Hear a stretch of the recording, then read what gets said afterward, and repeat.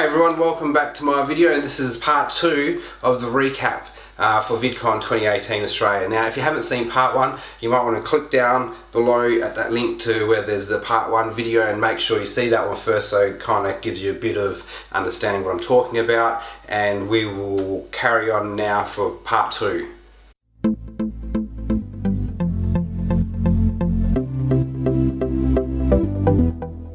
Now before we start, if you haven't hit that subscribe button, make sure you click that and then ding that bell as well so you can get notifications so you can tell when my videos are coming up.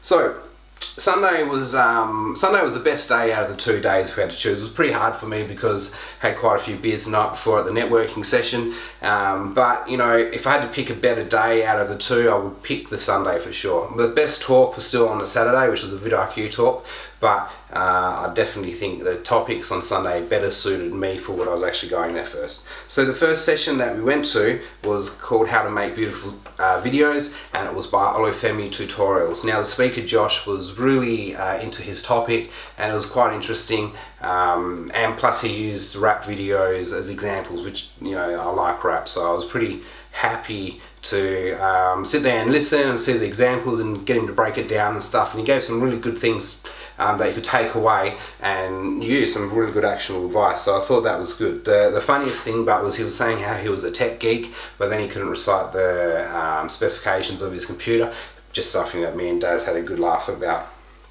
Now the best talk on Sunday for me was Matt Gillen from Little Monster Media. Now this guy, he was one salty dude. You could tell that, like, I don't know, he wanted to be there, but he didn't want to be there. It was pretty funny. He took out a 12-year-old. He was just so sarcastic. And then when you could see that he realised that he was there at a conference and that this was a 12-year-old kid that he was, you know, giving a bit of soul to, he kind of changed, and it was quite, seeing that internal struggle, had a good laugh. But it was good. He talked about the things that you should do to your videos to make them a bit better, and the best takeaway was a major movie production company will spend just as much money on their marketing as they will on doing the videos, and that means you should, you know, spend a lot of time still on doing your video description as well as your thumbnail, because that's your one chance that you have to attract people to look at your video. So that was a really great takeaway, and just how he went through and showed his product, and it was a bit salesy, but it was still pretty good. I actually really enjoyed that one. The next session that we went to was a panel about the state of online video in Australia and how to be a creator in Australia.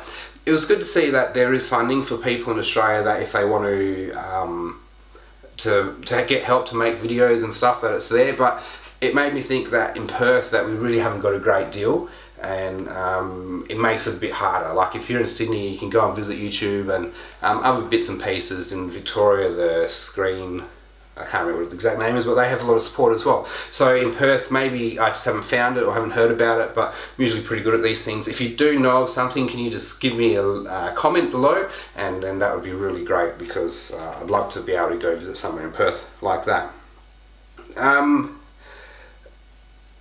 After this we went to Expo Hall to grab some merch. By this time the app for Vidcon was saying that there was some discounts, so I actually bought a Vidcon shirt at this point.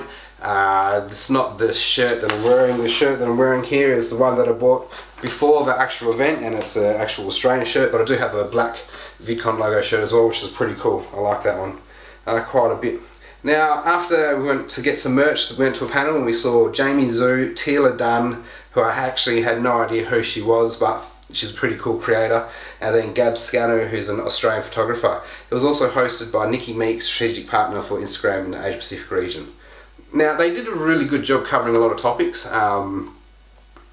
It was interesting to hear the different perspectives, because some people were Instagram only, some people were Facebook, Instagram and YouTube. Tila Dunn was really cool. She's got such a massive following, and she just seems like such a cool chick. Maybe not from like my market, but I could appreciate how people would really like her and follow her. So it was actually really interesting to see how these people were social celebrities.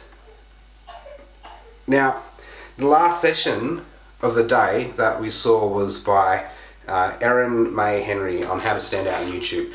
Now she's actually got a YouTube channel as well, which is pretty good. I subscribed to it and I had a look at a bit of it from the videos, but what her main message was to try and get your own personal brand and how to stand out and use that on YouTube, because when you're creating videos that are genuine to yourself, the people who actually find your videos and like them are going to become like part of your community, because they are interested in the same things that you've got to share. And if you're genuine, you're going to really talk about something with passion and be part of the actual conversation. So I thought that was really cool.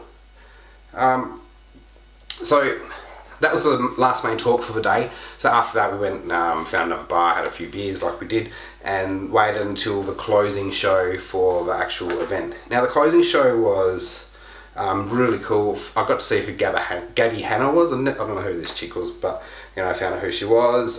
They did a final dance off by Hank Green and Georgia Productions, which was pretty cool. Found that pretty funny. Good on Hank Green for getting in there. It was really entertaining.